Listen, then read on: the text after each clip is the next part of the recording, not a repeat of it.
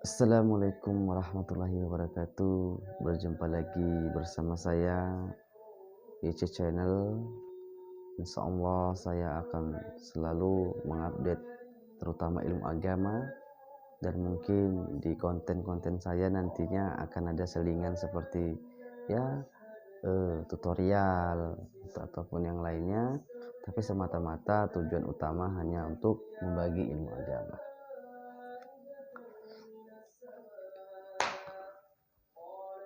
Alhamdulillah, semoga kita selalu dalam lindungan Allah Subhanahu wa taala.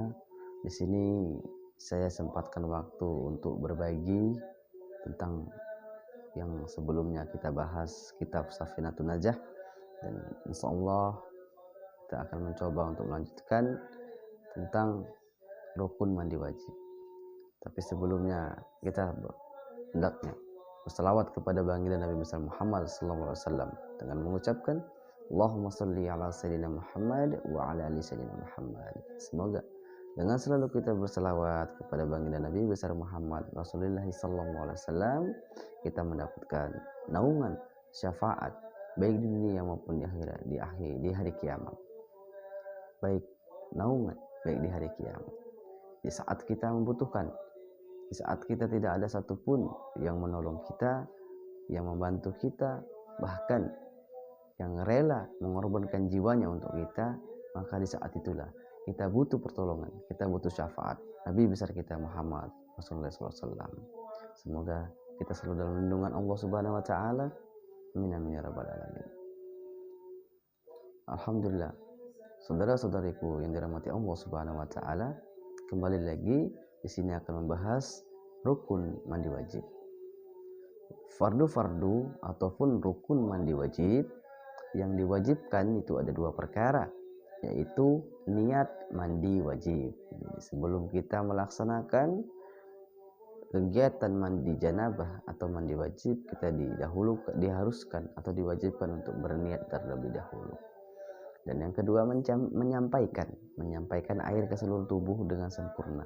Maksudnya di sini membasahi atau mengguyur air dari ujung rambut sampai ke ujung kaki dengan sempurna, tidak ada satupun yang terlewatkan maksudnya.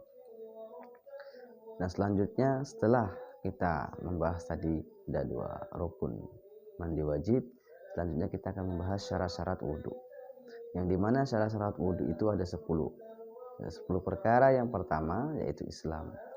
Bagi seorang Islam tentunya kita akan melaksanakan sholat, dan sebelum kita melaksanakan sholat diwajibkan untuk berwudhu.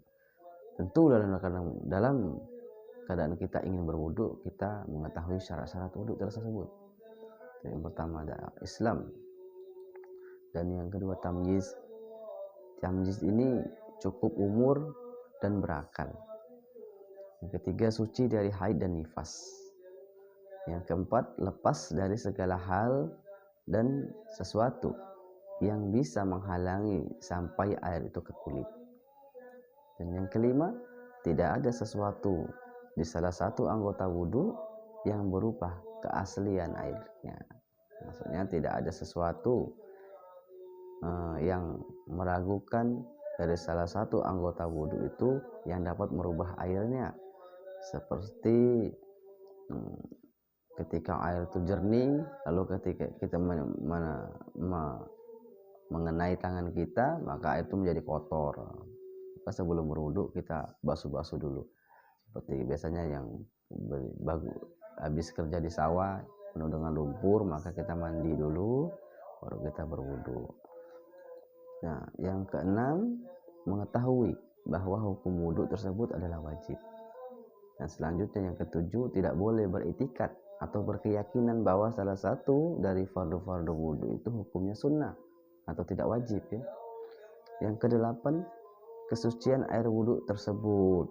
Itu harus diperhatikan ya, bahwasanya ada air yang suci namun tidak mensucikan. Jadi kita pastikan dulu kesucian air wudhu tersebut itu memang benar-benar suci. Yang kesembilan, telah masuk waktunya sholat ya, yang dikerjakan atau mualat ya. Yang ke-10, dua syarat terakhir ini khusus untuk daim atau al-hadas, maksudnya orang yang terus-terusan berhadas tidak berhenti. hadas kecil ya, bukan hadas besar. Setelah kita membahas tadi, kita lanjut ke hal-hal yang membatalkan wudhu. Tentu kita harus paham juga ya, setelah kita mengetahui syarat sahnya wudhu, fardunya wudhu, kita juga harus tahu apa sih yang membatalkan wudhu. Dalam kitab fikih Safinatun Najah, kita dari kalangan Syafi'i, itu yang membatalkan wudhu itu ada 4 perkara. Yang pertama, apabila keluar salah satu dari kemaluan seperti angin atau yang lainnya, itu membatalkan wudhu. Ini kecuali air mani.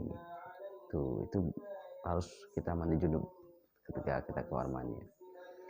Yang kedua, hilang akal atau sebab atau tertidur. Khusus tertidur ini dikecualikan apabila tidur dalam keadaan duduk. Apabila tidur dalam keadaan duduk, rapat bagian punggung dan pantatnya dengan tempat duduknya, sehingga yakin tidak keluar angin sewaktu tidur tersebut. Artinya apa? Ketika dia tertidur, duduk dalam keadaan berduduk, bisa diartikan ketika dia bangun, maka dia tetap terjaga dari sebelumnya dia telah tertidur. Ketika kita duduk seperti ini, lalu kita bangun pun seperti itu juga, tidak bergeser. Namun kita berkeyakinan bahwa dalam keadaan tidur kita tidak mengeluarkan angin ataupun yang lainnya. Tapi kalau kita ragu, ya untuk menghilangkan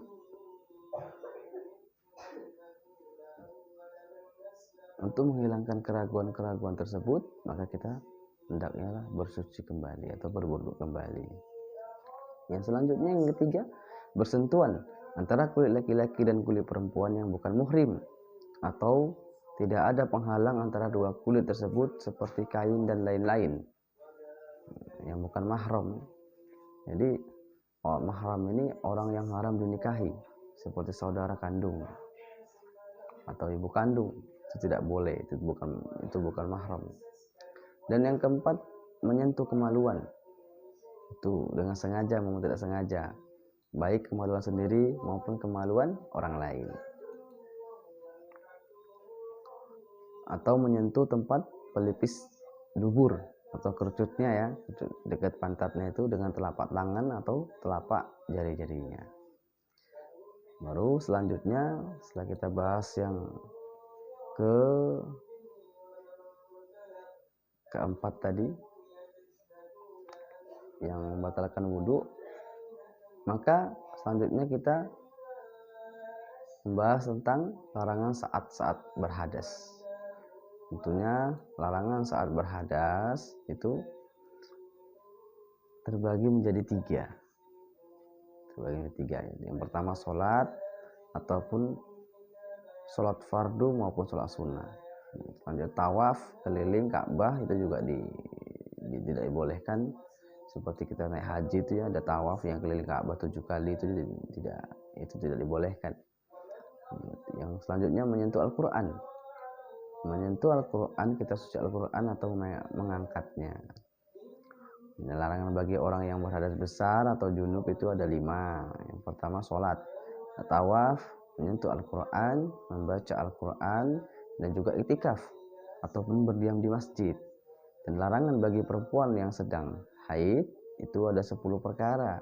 Yang pertama, sholat, tawaf, menyentuh Al-Quran, membaca Al-Quran, puasa, iktikaf di masjid, masuk ke dalam masjid sekalipun masuknya ke dalam masjid itu hanya untuk sekedar lewat, jika ia takut akan mengotori masjid tersebut. Yang selanjutnya, cerai. Karena itu dilarang suami untuk menceraikan istrinya dalam keadaan haid atau jima. Jima ini itu bersenang-senang dengan istri ya, dengan muhrimnya di antara pusar dan lutut.